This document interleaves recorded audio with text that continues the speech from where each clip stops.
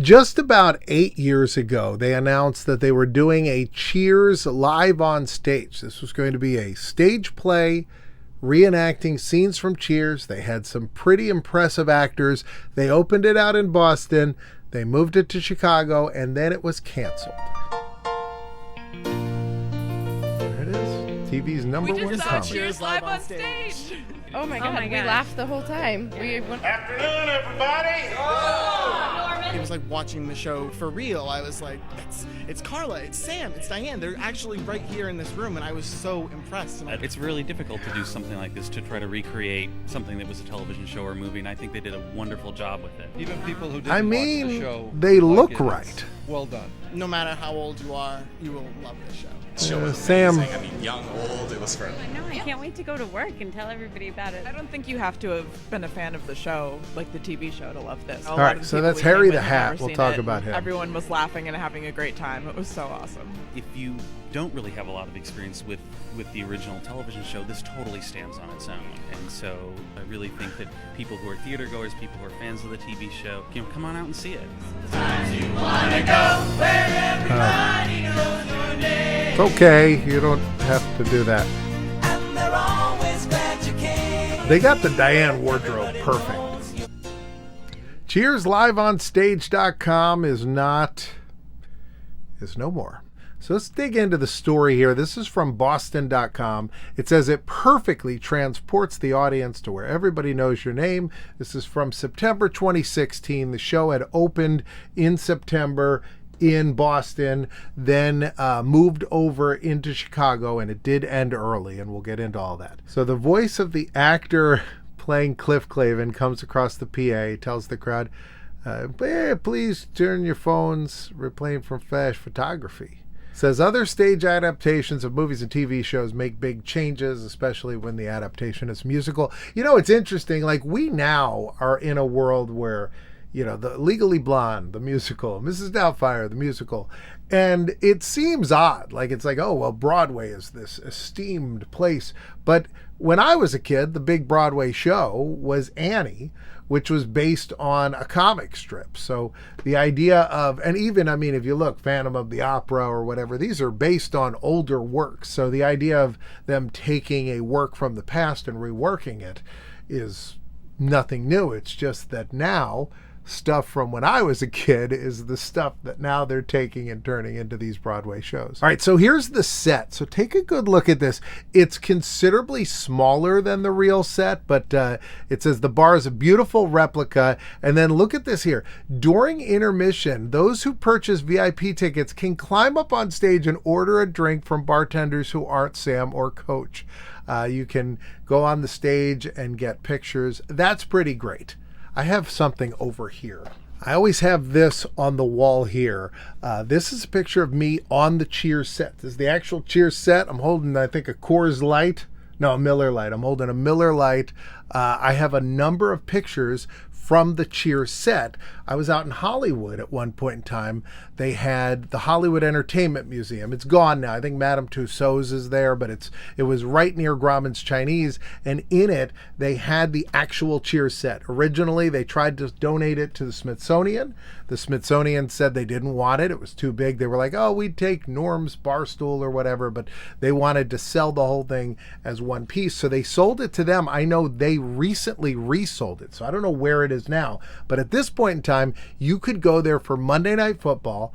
I think there may have been a cover of like $10. You could order beers. They didn't have like a beer tap. They have all those taps, but they're all fake. All the ones that were from the show were not functional, at least at the time when I went there. I know in the show they were pouring lots of foamy beers, but so they had bottles of beer, and you could order like cheesesteaks and stuff, and you could sit at the bar and eat them. Now, I did find a short video of the set, and this actually has the cast showing off the set. Hi, I'm Grayson Powell. We are the cast of Cheers live on stage, and welcome to our... All right, let's take a look for a second. So I don't think this guy looks like Sam Malone, but he sounds like Sam Malone. Now, I believe we see Norm and Cliff over there. I I guess that's, I don't think there's a Rebecca character because I believe this all takes place season 1. I guess that woman in the very front is Carla, which she does not look like Carla, but she looked like Carla in those sequences.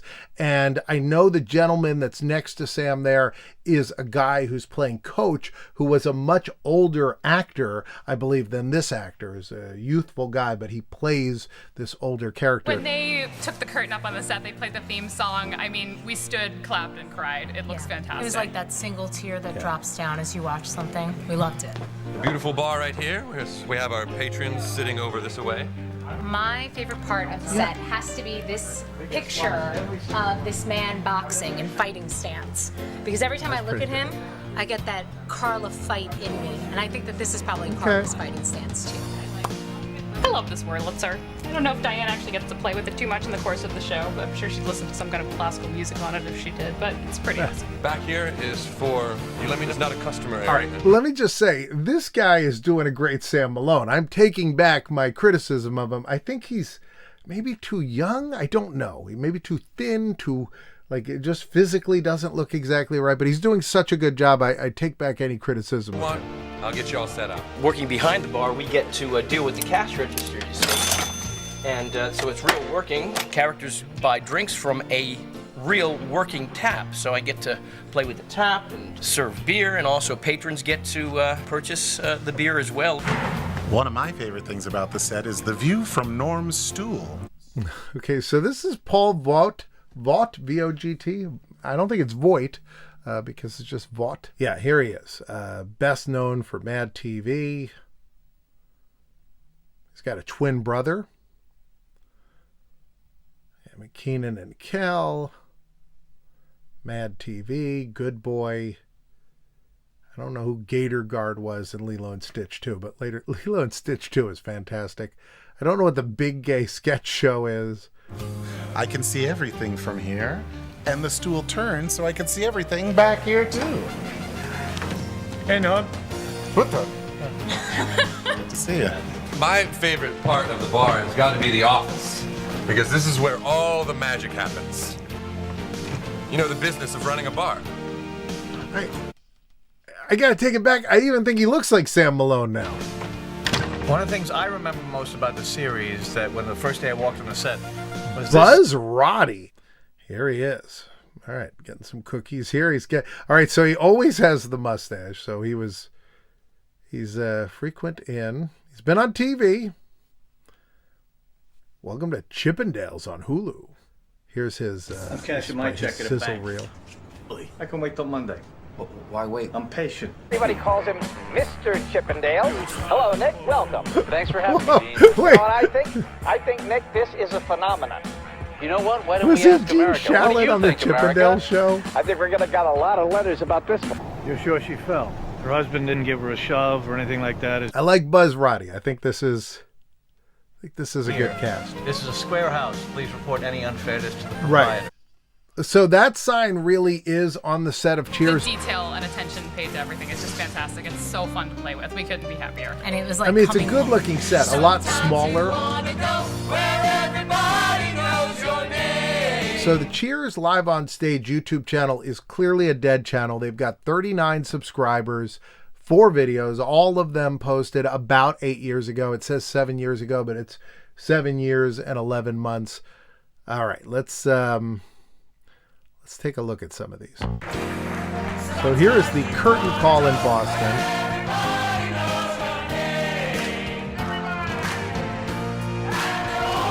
I mean, that's pretty good. Carla, crowd chanting along.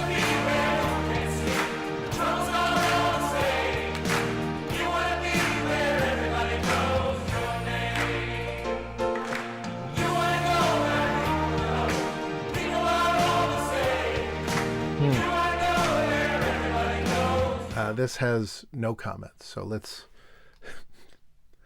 What's my name? It's the only other video. This is why is Cheers so special? My first memories of Cheers make me nostalgic for my first years of college. This is Matt Lenz. He's the director. Let's look him up. So here he is. He is a New York City-based theater director. Got his career here. He's got some big credits here. Yeah, Broadway production of Catch Me If You Can, it's based on a movie which is based on a guy who just lied about being a liar. I don't know if you know the Frank Abagnale story, I believe, is that everything that he says he lied about in the movie, he was just lying about actually doing. He didn't do that stuff that he said he did. He directed the touring production of A Christmas Story, the musical, Grumpy Old Men. I mean, this is all stuff from like the 80s and 90s. All right, so let's hear what the director says is so special about Cheers. Me nostalgic for my first years of college. It was me sitting with my friends in that community and coming together and laughing and those were the days when you had to actually show up at the time the show was on TV to watch. That was a Cheers big is deal. Sort of revered in comedy circles. It really is like a sacred text. My favorite thing about Cheers has to be... So this says adapter. So this is Eric Forrest Jackson. Yeah, here he is. He's a storyteller. Thanks for stopping by. Well, I'm glad I did. So yeah, you can see the works. He's, Christmas in Connecticut. Oh, and then he has Cheers live on stage. It's timeless. So the idea of going in and rejiggering it was daunting, but we really retained the true essence. So it sounds like he adapted very little, which is kind of good. All right, so we've now seen all 4 videos on the Cheers Live on Stage YouTube channel, but I've got more. Now, we heard that he adapted it very little. It says the play takes place during the first season, and the opening scenes matching the pilot episode Give Me a Ring Sometime. So that episode, Diane is dropped off by Sumner Sloan, and he's on his way to go to his ex-wife to get her wedding ring because he's going to give it to Diane, and then he leaves her at the bar with Sam Malone. Big mistake, Sumner. I'm sorry, I was wrong. He had to step out. Where? He had to go to mime class. She ends up being stood up because Sumner returns to his ex-wife, and so Sam feels bad for her and gives her a job. That's the pilot. And then it goes on to say later in the show, it picks up the plot of The Spy Who Came In for a Cold One. This is another great episode. Giving your heart to a Neapolitan girl is like forgetting to burn your code book. Oops. You're not a spy or anything. Shh, quiet, please, don't say anything more. There's a guy who claims to be a spy. He claims to be a millionaire. And Diane keeps trying to prove him wrong. And everybody else is just kind of like listening to his stories. And Sam says, look, he's just an old guy telling stories. Let him tell stories. That's what bars are for. And so then she starts to believe his stories. So then she's so embarrassed that she proves him to be a fraud. And then he goes to leave, and all of a sudden, like, his butler shows up, and it turns out he really is a super rich guy pretending to be a crazy super rich guy. So that's a good one. There's a reference here. Carla shouts at Sam for an order of Yingling, a Pennsylvania beer that only became widely available in Boston in this decade due to a sponsorship tie-in. Okay. Beyond that, the words are mostly untouched. It says coach is complaining about the Patriots needing a comeback, and it says in 82 they finished 2-14, but I guess 2016 is Tom Brady era. I guess they were doing very well. And then it says it brings back a favorite reoccurring character, Harry the Hat, which is really great. That was Harry Anderson from Night Court. And the episode, he did Harry the Hat a bunch of times. And there were some really great moments with Harry the Hat. But that episode is one of the best. There is this guy who is played by the actor who played Daddy Warbucks in Annie on Broadway. And that actor is playing this guy, George, who's been playing cards every day with Coach. And he keeps beating Coach. And they were like, you guys are playing for money? How long have you been playing? And Coach is like, oh, I'm only down a few $1,000 or whatever. And so then Harry the Hat is like, well, nobody fleeces my sheep but me. And so he does this whole setup. And if you haven't seen the episode, you should look it up. It's such a wonderful episode. It may be my favorite episode of Cheers, but they do this whole setup where Coach is in on it, and all Coach has to do is scratch his nose. And so he scratches his nose, and then he's like, "Oh, did you see I scratched my nose?" And they're like, yes, we saw that. He's like, "It was really itchy." And so it turns out Coach really just scratched his nose, but they think it's the signal. And then it turns out there's a whole double cross in Harry. It's wonderful, a wonderful ending. I highly recommend that episode. So the fact that they were doing that one live on stage, I think is wonderful. It says that it ends with the 2-part season finale where Sam's brother, you never actually see him in the show, so I assume you don't see him in this. I believe you hear him on the phone, but he teaches Coach Spanish, and Coach is like going to go to Argentina to coach a team. He's like perfect. He's Sam's perfect brother, and he gets Norm a job, teaches Coach Spanish, and then the end of it is just this wonderful bit of bickering between Sam and Diane. The phoniest fruitcake I ever met. You, Sam Malone, are the most arrogant, self-centered son. Shut your fat mouth. Make me. Make you. Listen, I hate you. Are you as turned on as I am? More. So this is how they ended the first season of Cheers. Fantastic. And so that's how they end the play, which I think is a wonderful ending. Here's an article from September 22nd, 2016. Cheers Live on Stage comes to Chicago. And so this had done its run in Boston, and now it's stepping out into Chicago, and then, so forth and so on. So that was its first stop. But let's head over to the Facebook page for Cheers Live on Stage. Yeah, here it is. 941 likes. This was posted on October 11th. So it was supposed to run in Chicago till October 23rd, but it says the producers of the critically acclaimed, which it appears to have been, has concluded its run early, and they were doing refunds for anybody that had performances after October 9th, which, my goodness, that is the worst. It says, Barry Pearl, our coach, is best known for playing Duty in the movie Grease. Now, I'm not a big Grease fan, but I don't know if that's a big character, but that's pretty neat. So here's Lester Goodman, who had a prolific career as a dancer, and he visited them and I guess saw the show. There you go. Here's Jillian Lewis performing the national anthem. So this is the woman that was playing Diane Chambers. Tonight's matchup features the Milwaukee Bucks versus your Chicago Bulls. Fans, we now ask that you please stand and move your hats for the singing of our national anthem. And here to sing the Star Spangled Banner from the current Broadway show Cheers Live on Stage. Please welcome Live on Stage. There you go. Oh, wow. Look at this. Here's a drink. You could make 1 part champagne, 1 part pomegranate juice. Sugar on the rim. You make the Diane. So this is the cast of the show over there at the real Cheers bar, the actual place. By the way, a big shout out to everybody on Patreon. For just $3 a month, I'll send you a postcard in the mail. So go ahead and subscribe. Be like Cheese God, Michael and Jessica, Awkward But Awesome, Chris, and Matthew David Chapin. It's a fun group. You want to belong. Well, there you have it. Cheers. It's one of my favorite shows of them all. I have been to that bar in Boston. Maybe I should go back sometime.